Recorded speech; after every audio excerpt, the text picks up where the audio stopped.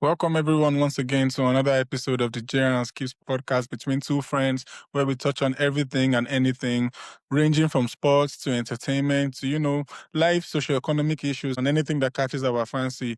Don't forget to like and subscribe on social media platforms. Tap in. What you're saying, Skips? Yeah. It's been a couple exciting weeks, honestly, in the semifinals of the World Cup. Yep. We've seen basically the top four teams that we thought should really be, performing at this point end up in Yep. the semifinals. And it kind of shocked everyone seeing France get knocked out by Spain, even though I did tip Spain to be my Yes, favorite. But exactly. I was gonna say, was it really a shock? Right? Yeah, but maybe it was more about the manner of the defeat Of the because defeat, based on exactly. what we've seen from France so far, there was this expectation that yes, they were going to get to the final regardless of what happened. But I guess this now tells us, okay, this is football though. So it's one thing to have a team that has the best attackers and all that. But then when you meet a team that has a strong tactical nose as well as a very high performing midfield, which one of them gets to win at the end of the day. Based on how the semi-final went between France and Spain, it's Mhm. fair to say that a tactical masterclass will always, be the front runner in any top football match. So what are you saying? How did you see the Spain-France game go? What's your opinion on it?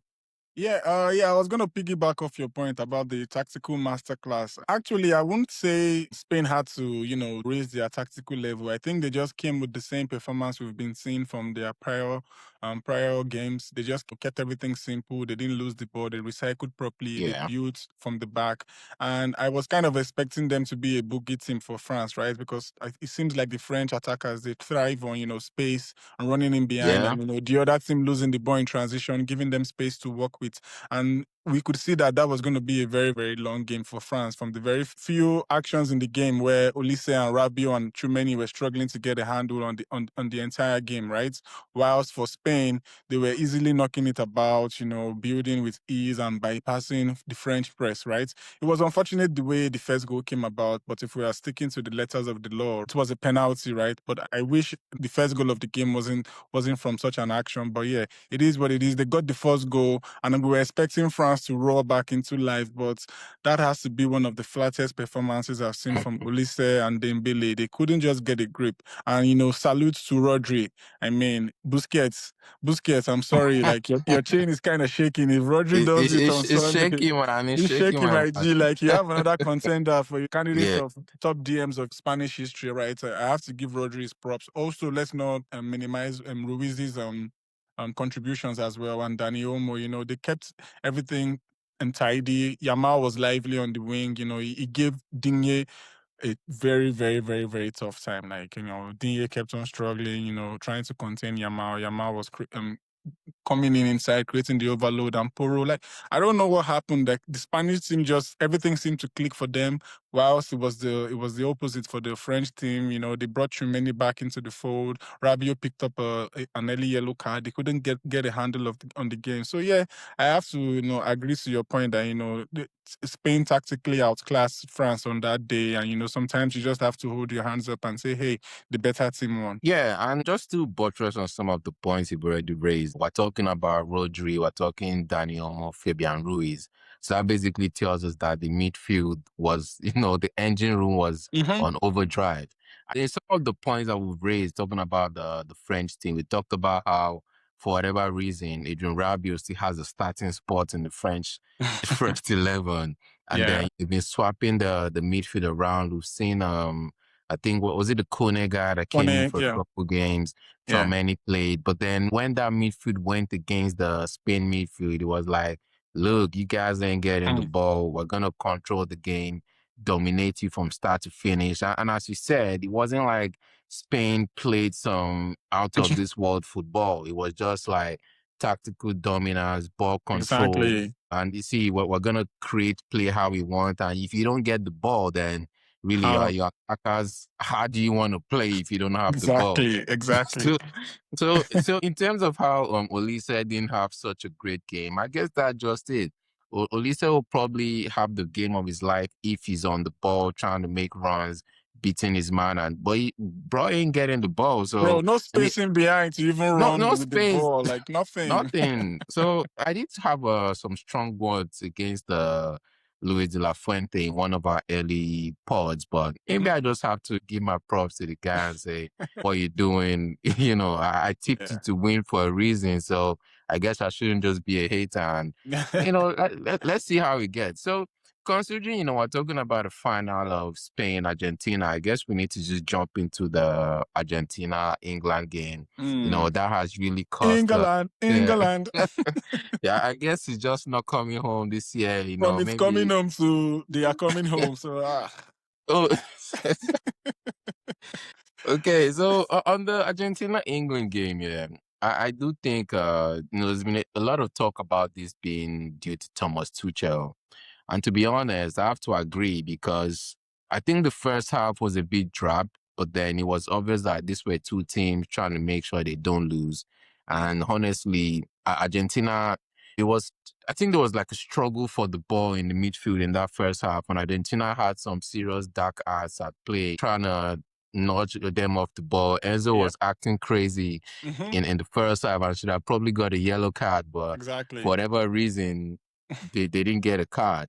And then England get a nice goal from a lovely play from, I think it was Morgan Rogers across the ball. Yeah. Gordon, nice goal. And then it kind of felt like Thomas Tuchel lost it at that point.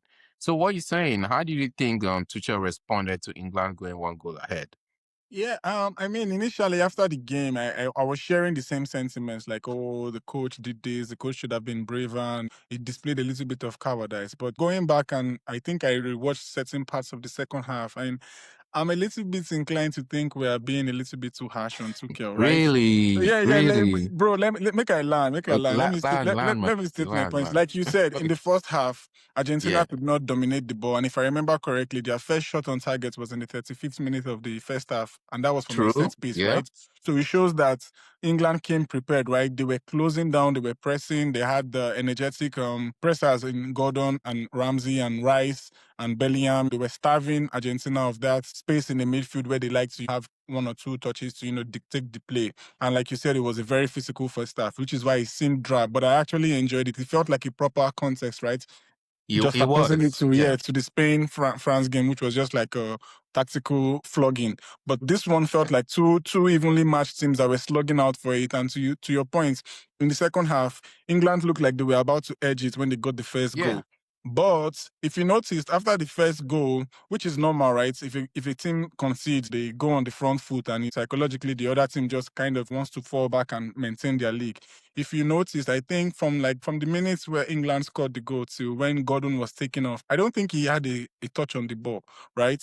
He kept on being forced back, and Argentina made a sub where they added another midfielder. I think it was Nico Gonzalez, so they were switching their shape from, I think, to a 3-6-1, right? 3-6-1. The only criticism I'll probably have of Tuchel in that moment was when he took off Gordon. I felt he should have brought in another pacey player like Madueke, right? Who can also defend, but has the legs to go up. And I think he probably should have taken out one of Harry Kane or Jude Bellingham, not because they were not important to their team, but they looked totally knackered. Whilst Argentina kept on bringing in fresher legs in the Man, he midfield. brought in DePaul. Did you see the crosses, DePaul? Exactly. That's what I'm trying to say, right? Kane Bruh. was not putting enough pressure on the midfield, even though the defense was fully retreated. The attacking players they had then in Kane and Bellingham, they were not really pressing as much, which is understandable. It was a very physical game and they've played a lot of games, right? So I think the manager tried his best. If you notice, he tried his best, and they had the first scare where DePaul made the cross and, Pickford, McAllister got a header and Pickford made the first save. And I think you're thinking as a coach, I'm 1-0 up in the semifinals. I have about 30 minutes left. After the hydration break, it's just 25 minutes. It makes sense to say, you know what, let's stop this dominance. It's a 3-6-1. Let me add an extra body on the pitch, right? If you notice, I think Jet Spence made a goal line clearance, right, where the ball went in behind him and he made a very, very important tackle. But That was the turning point. Yeah, but Right. that came from England trying to, go up the front. Harry Kane lost the ball on the edge of the box of the Argentine box, and they got hit with a quick counter immediately where Spence had committed forward, so the ball was played in behind him, and and he made that recovery tackle. But automatically, that's a signal to the coach that say, "Hey, we're 1-0 up. Why are we still giving them the chance to try and go in behind?" So it's logical to say, you know what, everyone, let's sit deep and let's add an extra body, which is why I think some of the players need to stand up and be counted and take responsibility. First things first, why is Lautaro Martinez winning a header in the box with John Stones and 6'6" Dan Bonds? Yes, it was a perfectly in-time Good point. cross by Good Messi, point. but Tuchel is not going to come and tell you that, hey, win your headers. Also, from the corner kick, Messi creates an overload for no reason. And Elliot Anderson decides to double up and leave Enzo Fernandez, who had already had a shot from outside the box in the first half that Pickford tipped over. So he had been practicing that shot. You could see Yeah, Bellingham noticed that. even Yeah, before the goal, yeah, Enzo literally just had a shot that went over the bar. over the bar, exactly. So So he had that been was like fine tuning fourth it, or third attempt. exactly. And you could So see that it was what coming, you bro. should not do is give him space on the edge of the box. That's not down to Tuchel. Tuchel is not going to tell you in the 85th minute of a semi-final in the World Cup, do not give Enzo Fernandez chance in the middle. Also, it looked like it was a straight shot and Pickford could have done better. I understand it's easier to defer to the coach and say, hey, the coach made defensive subs, but I think he was just protecting his team and interpreting that his team was struggling. He brings in Nico Riley, who is a pacey, accomplished left winger, to double up. He saw that Spence was knackered. You know what? You double up. Messi has moved to the right. The best you could do is go 1v1 with Messi. And I think that's smarter than bringing in a Saka or a Rashford and saying, hey, Rashford, defend Messi for the next 10, 15 minutes, or Saka, defend Messi for the next 15 minutes. Because if that's what he had done and Messi still managed to make the assist, everybody will rightly say, but how will you expect an attacker to defend Messi? So he did the right thing and he brought in O'Reilly. O'Reilly tried his best, and you can see Messi is just Messi, which just brings me down Messi is to just Messi. At the end of the day, Messi exactly like is inevitable, is but a I have to disagree with some of your points in terms of letting the players be counted, because I still think the players are a reflection of their coach. fair And enough. the subs that Thomas Tuchel made was basically giving the players the impression that we want to hold on to this result. We touched on this earlier when we touched about the African countries. When they go one go up, then they want to sit back and try and hold up. And it didn't Yep. work for any of them. They all ended up losing and getting knocked out. Even if you want to touch back on, what was it, Senegal, Yeah, Belgium? Senegal. I didn't 2-1. He conceded 2 in 3 minutes. So man, I think Yeah, Tuchel you're he right. dropped the ball. I agree Bro. with you. I think my biggest criticism of him is not the fact that they were retreating, it's the fact that the reason why they were retreating is because he refused to take off players like Harry Kane and Jude Bellingham.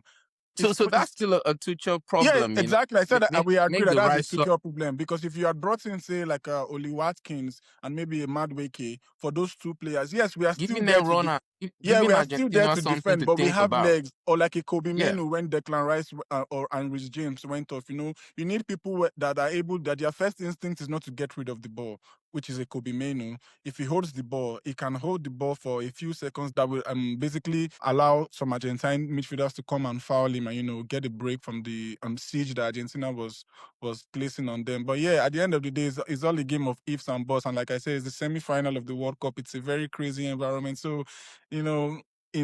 hindsight is 2020, right? Everybody feels like they know what to do, right? But Yeah, yeah, suddenly what the best coaches we're the and we best know what's coaches in the best. world, right? So like, But yeah. there's something you touched on there, yeah. You talked about Kobe Menu, someone that can hold on to the ball. I think that's exactly what England was missing, Yeah, because yeah, dude, they lost complete control of the ball. exactly. And just Yep, before they scored, it was an even game, man. yeah. It was a back and forth. You get your chance, I get my chance. And honestly, it felt like England was on the upper side. So let's go back and double back to Spain, France. Spain went ahead 1-0. Man, they didn't try to hold back. They kept going, neck press, Yep, ball yep. control. They made attacking subs and kept on going They for the kept killer. going, man. They Exactly, kept going. exactly. And then if you look at the subs, all Tuchel's subs were defensive subs, while Scaloni kept making attacking Attacking subs. subs, He yeah. made like Yeah, 2 or 3 yeah. attacking subs, and Yeah, yeah, eventually it yeah, paid yeah. off. So, Bro, at well, the end of the day, Tuchel really messed up, man. He fucked he up because messed up, man. He Christian felt like Romero and Lisandro France, Martinez, they were bro. both on yellow cards, and I think they got yellow carded, both of them, before like the first England goal. The basic thing you need to do is give them a player that can commit them into like making another foul to probably maybe get them sent off, or allow them He step couldn't back and even not play make a on foul. that, man. Exactly. So like, and to the point I was making about taking off certain players, if you look at the Argentine winning goal, it was a corner kick, England cleared the ball, they give the ball to Bellingham. Bellingham starts to try to take the ball into the other half, and he immediately gets thrown by 3 Argentine players, which is what I'm talking about. In that type of moment, if it was a Spain, or if they had runners or legs in behind, the next thing to do is not for Bellingham to try and run the ball out. It's to either boot it to your runner or Bro, give it to that go now, man. That go give now. it to a Kobe Quickly. Menu that will take 1 or 2 touches, attract some players, and open up space for And someone else to your pop it. runner is already on the move. Exactly. So, and also you have to understand as a coach, if you're defending a 1-0 lead, you have to understand that there's a possibility of the team equalizing. So you have to, be best When prepared. they're playing against Messi, bro. Yeah, I don't know what you're thinking having 6 defenders on the pitch is going to do if you ever get down to 1-1. And I think Messi said something very important in an interview after the game that, after the first goal, they kind of felt that England didn't want it anymore, which is a very, very, very huge statement from a And player like that. from a spectator point of view, yeah, that's how I felt. That's how he Because felt. So he said that honestly, they knew yeah, that they were going to win it in 90 minutes, which is crazy. Because he bro, said that's how it felt, man. it felt Because like that's why they kept on going, right? Because if they had seen some attacking changes from England, they too, I'm sure the coach would probably have told them that, hey, try to do something to respond to that. Nah, yeah, it's but it just 1-1. felt Try like, not to lose. Let's try and take the game into extra time. But bringing yeah, defender after defender just signal to the other team like, hey, it's attack versus defense. So it's I yours, man. You can Yeah, I get it think if you want it. So me, I'm not That saying Tuchel is not vibe. to blame. Me, I'm saying like some of the players also need to stand up and be counted, right? But at the end of the day, Nah, I'm not blaming any player for this L. To me, it's all Tuchel, and he dropped the ball, and to me, that's what it is. of course, because And when it happened with yeah, Southgate, nobody was willing to say the players dropped the ball. exactly. It was a Everybody was Southgate killing him. So problem. Tuchel has to hold, Yeah. man. Gotta hold for sure, for sure, for sure. Yeah, so just to wrap up this the game though, I think still talking about Argentina, I think they've demonstrated what we're calling the clutch gene, because they scored 19 goals in this World Cup, but by 11 of those goals have come from the 75th minute. That's Wow. basically saying They that's a never never say died, bro. die. Bro, you're not gonna kill us, we're coming for you, and they have that energy to keep going and make sure Mm-hmm. that even if it's a couple minutes left, they will get the goal they need. And especially when you have someone like Messi, Yo, 39 years old, has yo, I think 7 goals, how many assists in the yo. World Cup? It's just crazy, man. Apparent enough before this World Cup, The like debate has been over he at the has last World reiterated Cup. it, like his chain is so real, like Bro, bro. the Ronaldo ain't got no chain Bro, anymore, man. no fake carrots Bro. in Messi's chains, man. Like, bro. Okay, so speaking still on the World Cup though, so now we have the Euro champion versus the Mm, World Cup champion mm. meeting in the final of the 2026 World Cup. And to be honest, kind of giving vibes of being scripted, but we can't say this Messi's performances are Yo, scripted Messi because literally it's been, baptized Yamal. Like, is football bruh. crazy? It's out of this world, man. What a time What to a actually time, man. face each other. Mm. So I guess it's gonna be my favorite versus your favorite in the Yeah. final. That just tells our viewers you're Like, messing yo, with we be proper knowing football ball, here. so Like tap in, Skips and tap in, JR, we tap know what we're in, saying over tap here. in. So I'm gonna stick with my guns, Spain, even though Mm. Messi is looking like a man reborn, but I'm gonna stick to my Spain. I Initial guess you're prediction. sticking to I'm gonna stick with my Argentina. initial prediction of Argentina, but if Spain wins it, I'm not gonna be too mad. Yeah, but Argentina still Okay. look like there's like a hidden force somewhere. Whenever Messi looks to the Yeah. sky, yo, it's over, man. So yeah, I'll stick with Argentina. So final prediction for you, Spain. Yeah. Yeah, I'll stick to Spain. Yeah. Messi is giving me shivers, but I gotta stick to my boys and stick to Fair my enough. guns. Fair enough. Fair Let's enough. let's see where that gets me. Okay. Okay. Nice. Nice. Nice. All right. So I think that's been a very insightful conversation talking about Thomas Tuchel's flops and the Lionel Messi masterclass, as well as Mm-hmm. Luis de la Fuente tactical masterclass in the Spain France game. So once again, thanks for catching up with us on the JR&Skipps podcast. It's JR_Skipps on Twitter and JR_Skipps Podcast on Instagram. Tap in.